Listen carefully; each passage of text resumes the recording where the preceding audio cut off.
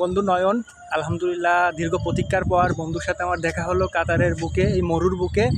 তো আসলে সত্যি বলতে ও না হলে আমার স্বপ্ন হয়তো বাস্তব হতো না। যখন অনার্স লাইফে ছিলাম তখন ওর সাথে এই কথাগুলো শেয়ার করতাম। অনেকের স্বপ্ন থাকে যে ইউরোপ, আফ্রিকা এবং অস্ট্রেলিয়া, কানাডা, আমেরিকা, কিন্তু আমার স্বপ্ন ছোটোবেলা থেকেই ছিল এই মরুর বুকে কাতারের দেশ। কারণ আমার বাবা দীর্ঘ 17 বছর এই কাতারে প্রবাস জীবন কাটিয়েছে। তো সেই সুবাদে কাতার আমার পরিচিত। এক কথায় কাতারের টাকায় আর কি আমি বড় হয়েছি ছোট থেকে। তো সেই জন্য কাতারের দেশটাকে আমার খুব ভালো লাগে।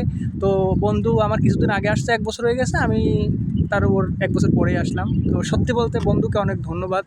ও না হলে সত্যি আমার এই স্বপ্ন সাকসেস হতো না। তো এই জন্য খুব ভালো লাগলো যে বন্ধুর সাথে এখন কাতার শহরে ঘুরে বেড়াচ্ছি, আনাচে কানাচে, খুবই ভালো লাগছে। আপনারা আমাদের জন্য ইনশাল্লাহ দোয়া এখন থেকে করবেন। বন্ধু কিছু বলো। একসাথেই থাকবো, একসাথেই ঘোরাফেরা করব। আর চেষ্টা করব যে ওরা একটু আশেপাশে রাখার জন্য, যেন যে কোনো সমস্যা বা যে কোনো ঘোরাঘুরি একসাথে যাতে করতে পারি, দুই বন্ধু একসাথে। হ্যাঁ, তো আসলে বন্ধুত্ব কখনো ভোলার না। সে হাই স্কুল লাইফে একসাথে পড়ালেখা করছি, একসাথে দেখেন আবার এই প্রবাস জীবনে এসেও বন্ধু থাকলে আর কিছু মনে হয় না। দেখেন বাবা মার যেদিনকে ফেলাই রেখে আসছি, মনটা এতটাই খারাপ হয়েছিল।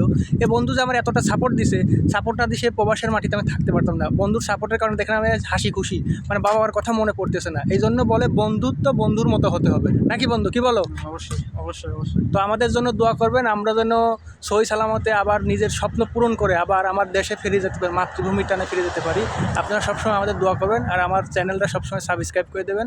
সুন্দর সুন্দর ভিডিও পাবেন। ধন্যবাদ। ঠিক আছে।